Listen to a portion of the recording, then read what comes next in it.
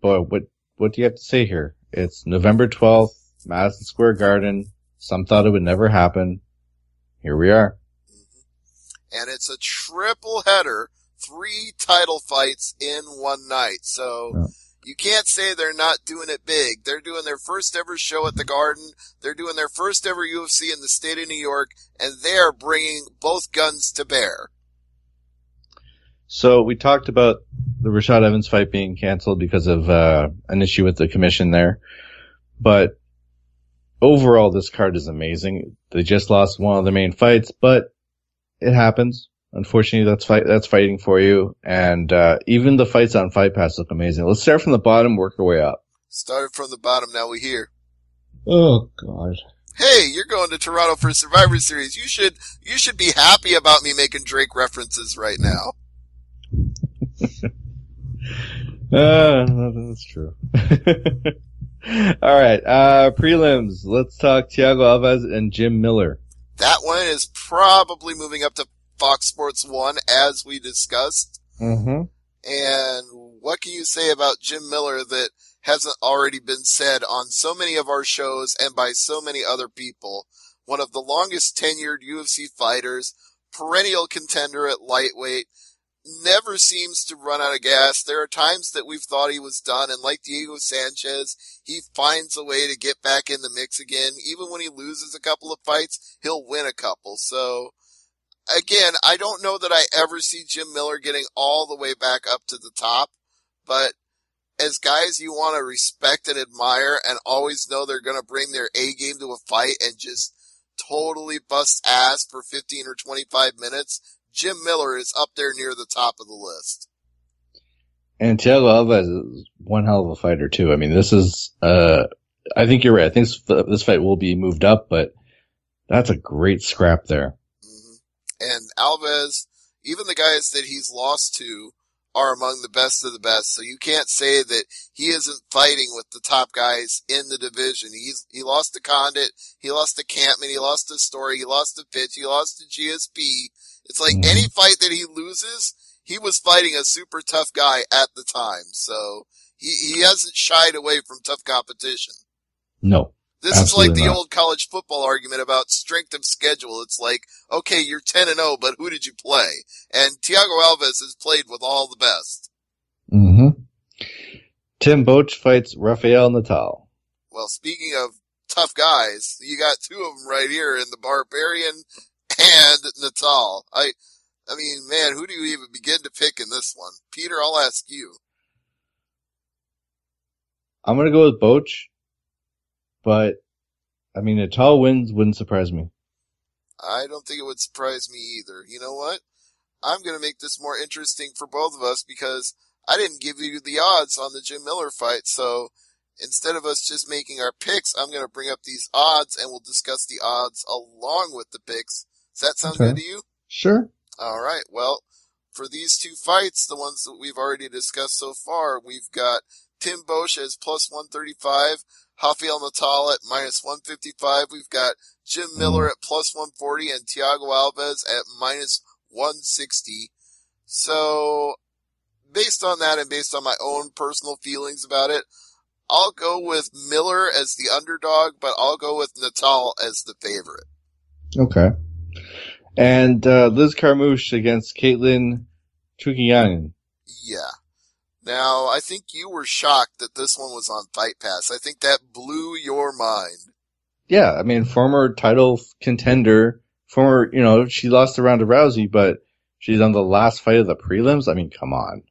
Well, to be fair, though, things have not gone very well for Carmouche lately. She's lost 3 of her last 5 fights. Her only win in recent memory is over a year ago, and that was against Lauren Murphy. So she's kind of on the bubble of relevance right now. Do you think a loss here means curtains for Carmouche? No, it wouldn't be curtains because they need all the bantamweights they can get. That's not a super stacked division. But I think a win for Chukagian does a lot more for her than it does for Carmouche because they've both beaten Lauren Murphy. But if she beats her, then she's beaten both the woman that she beat and her. So Chookagian would get a lot more out of this if she wins. And the odds are minus 170 for her and plus 150 for Carmouche, so her stock has really fallen. Yeah, it's sad to say that, but it's true. Let's talk about Vicente Luque against Belal Muhammad. Yes, Belal, remember the name Muhammad. Interesting nickname, but he is 9-0 and Luque is 10-5-1. No, Belal is not undefeated. No, I thought he was. Oh, sorry, you're right. Yeah, he lost to Alan Chaban. I thought you'd remember that. No, I did. I wrote the wrong number down in my notes. It's all good. It's all good. But yeah, he's still a prospect even with that one loss, and he did have a really good fight with Augusto Montaño at Poirier versus Johnson Fight Night. So he should hopefully repeat that performance. And you talk about guys taking quick fights back to back. We had that Magnus Cerrone debate. Well, here's another one that's just, you see him taking a fight just a couple months after he won that fight by TKO. It's like, is that too much too soon? But Belal Muhammad is determined to be remembered, and he's not getting an easy chance to do that. Luque is a tough fighter. He's not got the greatest record at 10-5-1, but he has won 3 fights in a row, so you shouldn't take him lightly. All right. What about Michael Johnson and Khabib Nurmagomedov? Well, first, the odds for the last fight are plus 125 to Luque, minus 165 to Belal, who I favor and I pick to win. I don't know if you pick him, but as for the lightweight fight, Johnson is plus 240, Khabib is minus 280. I don't know if I agree with that line. I think that's a little too far apart. Yeah, I agree with you as well. Who are you picking, though? I gotta go with Johnson. Okay, give me your reasons. Go ahead and break it down for me. When it comes to Johnson, I think he's really come into his own now. And it's a very tough test here with Khabib. But I have this like intuition or gut feeling, whatever you want to call it. I have this feeling that Johnson's going to win this fight. And he's going to win it. It won't go to the judges. You know, if you'd asked me this question in 2013 or 2015, I would have totally agreed with you because he was on a tear in the division at the time. And he seemed like he was going to be on his way to a title shot. But after he lost to Dariush and Nate Diaz, kind of revised my opinion of him a little bit. Now, he did blast Dustin the Diamond Poirier, so he earned some respect back with that performance because when have we seen Poirier just get destructed in such a devastating fashion like that? You don't see that happen. So Johnson put his name back in the mix with that win, but Khabib is Khabib, and Khabib arguably deserved to be fighting Eddie Alvarez right now on this pay-per-view. We know why he's not, and we also know that he's not happy that he's not, and he's going to go out here and prove a point, and I think he's going to out-wrestle, out-manhandle, and just outwork Michael Johnson. Not that I think Michael Johnson is a bad fighter, but no. I think at 23-0 and arguably should have been fighting for the title, I think Nurmagomedov has a chip on his shoulder right now, and we're going to see that. And wrapping up the prelims, once again, Jeremy Stephens and Frankie Edgar. Yeah, how amazing is that? That's a fight that could headline a fight night, and that's the main event of the prelims here. So let's look at the recent performances. I see that out of Jeremy Stephens' last 5 fights, he's lost 3 and won 2. But the thing is, you can't even take away his losses from him because Little Heathen Jeremy Stephens is another one of those guys that will not quit unless you finish him. Unless you just totally ring his bell to the point he's not able to fight back or you put him in a submission that he just can't get out of. This guy does not quit.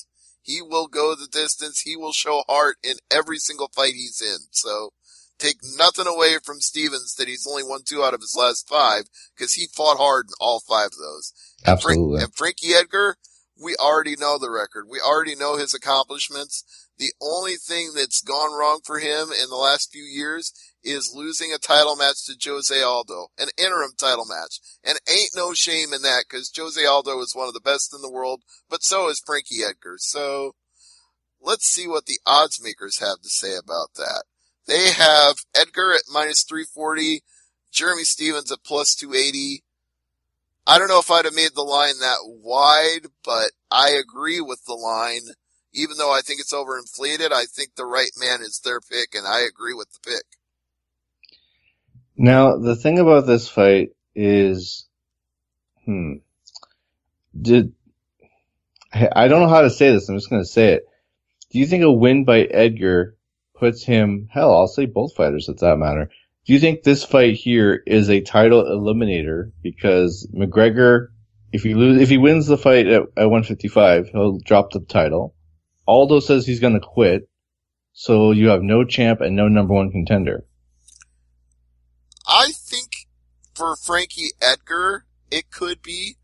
I think for Jeremy Stevens, it's not. And I know that's unfair, but you're going to have to bear with me when I say this, because one, Jeremy Stevens, as I just noted, lost 3 of his last 5 fights. That's not really contender-worthy type performance. Even though he had heart in all those fights, he didn't win them all, and you need to win them. That does matter. This isn't pro wrestling. You actually have to win.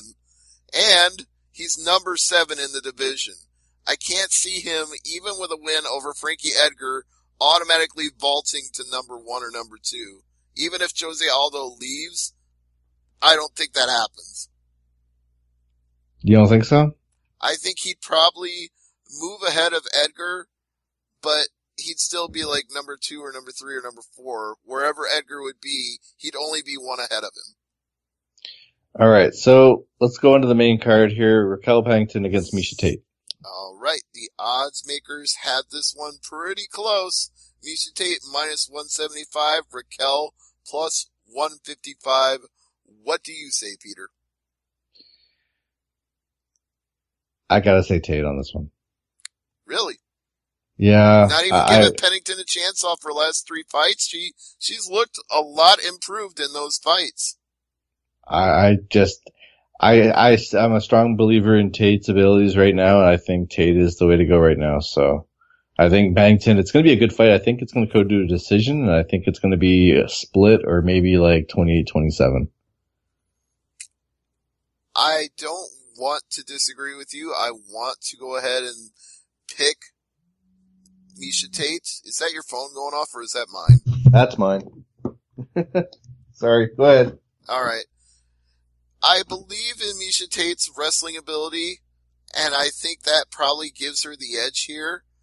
But at the same time, I don't want to completely write off Raquel Pennington, because the kind of fighter she is now and the kind of fighter she was when she fought Holly Holm, I mean, it's not like she even had a bad performance with Holly Holm. It was a split decision loss. It's not like she went out there and just got wrecked.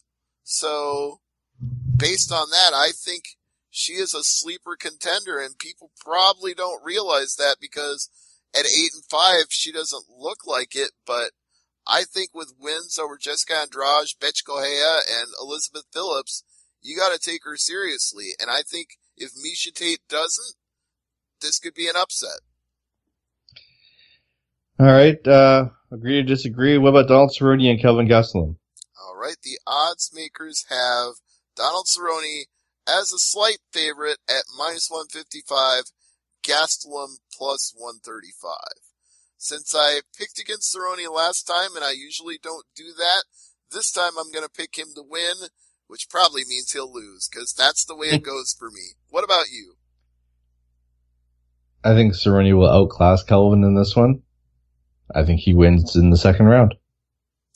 If so, that's fine by me, but I think the line is that close because Cerrone takes so many fights that sooner or later it's going to bite him in the ass. I was wrong about it last time, but you never know.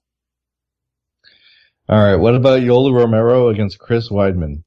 Well, the odds makers have this as minus 165 for Weidman and plus 145 for Romero. But man, I've been so wrong so many times about picking Yoel Romero. I think it's partly because the guy's gotten under my skin because I don't like some of the things that he said or done in his fights. And I think I have a little bit of a disdain for him as a result that is clouding my judgment and shouldn't. So, it's a tough call here because I think Weidman is probably the better mixed martial arts wrestler. Now, that's not the same as being the better athlete or the better Olympian. Romero arguably is those things, and certainly at one point in his career, he could have been called, the best wrestler in Cuba or the best wrestler in North America or the best wrestler in the Olympics. But is that the same as being the best mixed martial arts wrestler? Yeah, it's debatable there. It's a whole different ballgame when you're looking to use takedowns to set up strikes and looking to use strikes to set up takedowns. It's not the same thing. See, I'm going to go with Weidman, and I really hope Bisping is there for this fight. I think that would behoove both of them if he was there. I think somebody is looking to face him down the line because it's not going to be Jacare anymore, so they need somebody else. All right. Co-main event. Joanna Champion against Carolina Kay for the strawweight title. Kowalkiewicz. There you go. I got Joanna Champion winning this one. She did her media run yesterday at Sportsnet and everywhere else, and apparently she doesn't see herself fighting much longer. She wants to retire as undefeated champion. I don't know if that's going to happen because, as we've seen so many other times with so many other fighters, they only stay undefeated for so long. Liam McGarry was undefeated. That changed. Ronda Rousey was undefeated, and that changed. Someday somebody will probably beat Justin Gaethje. I can't see it happening anytime soon, but he probably won't be undefeated forever. At some point, they all lose. It happens to everybody. Nobody goes undefeated. The only person that's gone undefeated and retired is Floyd Mayweather. He's not much of I shouldn't say he's much of a fighter, but yeah, don't get me started on him because I'll have Gigi calling in for a 2-hour discussion, so. Oh, well, that's not such a bad thing. We haven't had him on the show for a while. Maybe we should do that. But, as far as this fight goes, I like Kowalkiewicz. She's a great fighter. She's a tough fighter. Man, I gotta come up with some phrase other than she's tough. But, at the same time, when you look at the fighters that have come out of Poland, I mean, they all seem to be just made of brass. They don't bend, they don't break. So you're looking at a very interesting fight here because they're both Polish, but I think in toughness, we've already seen the heart of Joanna Champion, especially in the 2 fights with Claudia Gadelha. She overcame in both of those. One, it was debatable who won that fight at the end because it was a split decision, but the second time they fought, we saw her get better and better with each round as the fight went on, to the point that by the end there was no doubt that she was the winner. And that's what I expect from Joanna Champion here. I think the odds makers may be betting a little heavy on her at minus 410, but I'm not going to disagree with it. I think she beats Kowalkiewicz. All right. Co-main event, Tyrone Woodley against the man who we last saw here in Ottawa, Stephen Thompson, for the welterweight title. The man you saw is also the man who's the favorite. What? Minus 200. Oh. That's what the odds makers say. The underdog is the champ at plus 170. Wow. I don't believe that at all. Woodley's going to win this fight. I tend to agree with you. I think that people are just looking at that Robbie Lawler fight and going, well, Robbie Lawler was in too many wars that went 5 rounds. He was vulnerable for the picking. I don't think Tyrone Woodley is getting the credit he deserves for just how good of a punch he hit Lawler with. I think that would have stopped anybody. I think Woodley cements himself as the champion fighter not just a champion caliber fighter who won the belt and just lost it, dropped to the next guy. I think this fight will define him as a champion. Now, if he wins, great. If he loses, well, then he's not, he's not the champion fighter I think he is. I think this is gonna be one of those, defining fights for Woodley. Well, it certainly has to be, because Stephen Thompson beat a who's who list of guys to get here. Jake Ellenberger, Patrick Cote, Johnny Hendricks, Rory McDonald. It's not like he had easy fights on his way to a title shot. He fought the cream of the crop and beat all of them. 7 fights in a row. Alright, so I'm going with Woodley. Who are you getting? I'm going with Woodley, but man, Thompson's record of late, I understand why people are making him the favorite, and he's certainly justified it in his performances, so this is going to be a very fun fight, no doubt about it. Alright, so let's talk the main event. Fight that will determine either a new featherweight champion or, a new welterweight champion, because either Conor McGregor wins. What? Not welterweight, sorry, lightweight. Yeah, hello. I was reading the Woodley notes again. So either McGregor wins against Alvarez, becomes new champ at 155, or he goes back to 145. Like, he could still remain a champion, but I don't think he's gonna fight at 135. I think they should just, take care of that title and just strip him of it now, win or lose. Be like, if you wanna, cause he's dominated 145, nothing to prove there. Why not, if he loses this fight, why not have him fight some more 155 and really, challenge to be a fighter that has held titles in 2 different weight classes? Well, Conor doesn't even want to give up the title if he wins the 155 title. He wants to keep them both, but I think it's not gonna happen.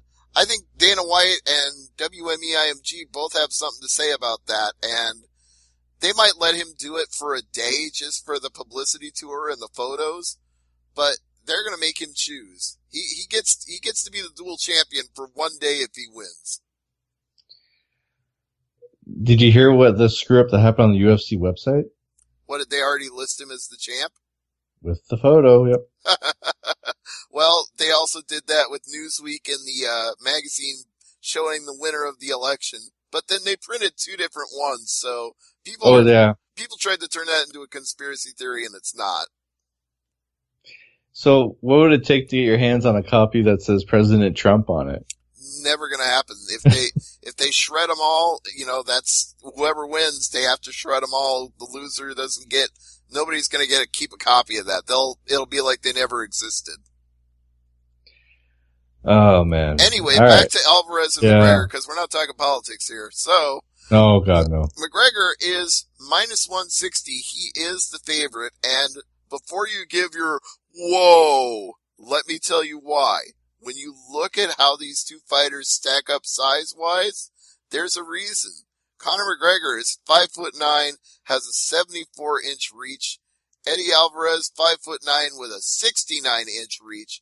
McGregor actually has the reach advantage on him, and if he is, quote, efficient with his energy, as he likes to say, then he will use that reach and he will tag Alvarez repeatedly. I'm actually picking McGregor to win this fight. I think the odds makers are onto something here. Not that I disagree with Eddie Alvarez being the champion, because he proved it in that fight with Dos Anjos and did so decisively. It's just McGregor, he's got a physical advantage here that's hard to ignore. Mm-hmm. You're right. It's amazing that this fight, I don't agree with McGregor saying this is going to be like the biggest pay-per-view fight ever. Like, he's talking out of his butt sometimes when he talks about that, but this fight is very interesting. I don't think he's taking it lightly, but man, I think this fight matches up. Like, it's going to be a lot closer than people realize. Yeah. Like, a lot of people are underestimating Alvarez, and I'm thinking, oh, I'm not one of them. I've been watching this guy all the way since he was the Bellator champion years and years ago. And the fights he had in Bellator, he proved himself long before he came to UFC, because he went out there and had wars with everybody. His fights with Michael Chandler, anybody that's listening to this right now that's never seen those fights, go out and watch them. The one he won, the one he lost, go and watch them and see just two guys who are the best in the world at what they do without referencing anybody else. We're not making pro wrestling references, but I'm being dead serious here. Best in the world at what he does. Eddie Alvarez and Michael Chandler proved that. If Alvarez beats McGregor, what do you do with McGregor? I mean, he might blame the referees, he might blame the judges, I don't think McGregor makes excuses here. I don't see that coming from him.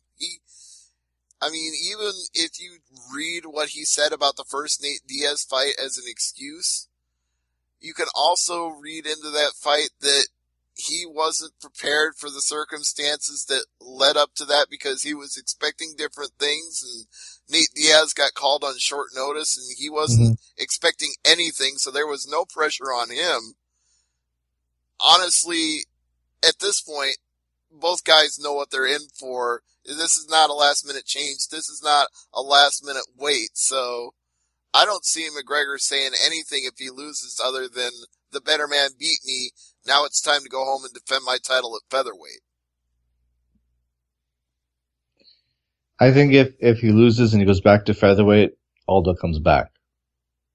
There's no other way Aldo's coming back. If the champ isn't there for the title, he doesn't want any part of it. Yeah. All right, so I'm going McGregor. Who are you going with? McGregor as well, right? I will go with McGregor, but I feel like I'm jinxing myself by doing it because I picked him in the first fight with Diaz and that didn't work out. So I hope I'm not wrong, but I will pick McGregor because, again, that physical advantage with the reach is just really hard to ignore. I mean, Alvarez probably might, I don't even know if I want to say probably. He may just be the better striker in terms of boxing. He might be the more fluid boxer, but McGregor believes so much in the accuracy of a shot and landing the perfect shot that it may not matter if you're a better boxer because McGregor just wants to land one perfect shot and that'll end the night.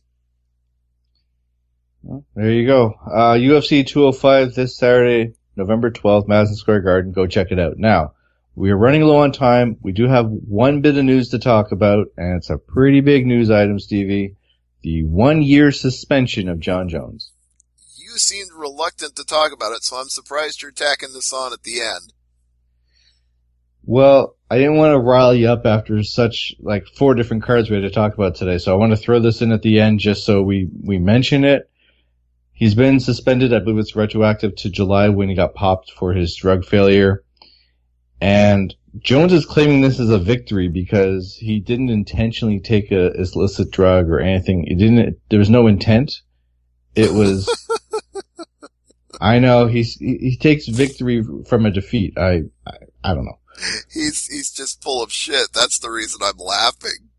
Well, you heard what the pill was, right? It was a little blue pill to enhance his performance. We're not talking performance in the cage. Hey-oh. Hey-oh. And his excuse was, this was told to me by a friend of mine to be as good as Cialis, so I tried it. What kind of excuse is that somebody tells you they got a penis pill and you just take it without thinking about whether or not you're going to be popped on a drug test? Who is that stupid? No human being is that stupid. Well, you probably didn't get the memo from Anderson Silva saying real men use vials. That's another one that stretches the bounds of credulity as far as I'm concerned. I don't think either one of those guys would knowingly take a substance without being sure of what it is. So they tested the substance, apparently. They found the friend of his and they tested the substance that he had, and they admit there was things in the substance that would have popped him on the test, but that doesn't excuse him for, as they put it, recklessly taking something without knowing what it was. Okay, you proved that you didn't do it without, you didn't intend to cheat. You might skate on that technicality, but you don't skate on the fact that you were reckless in taking this in the first place. So you earned your suspension. Go serve it. So he needed help in his performance in the bedroom before his performance in the octagon against Daniel Cormier. Well, that's if you buy the story.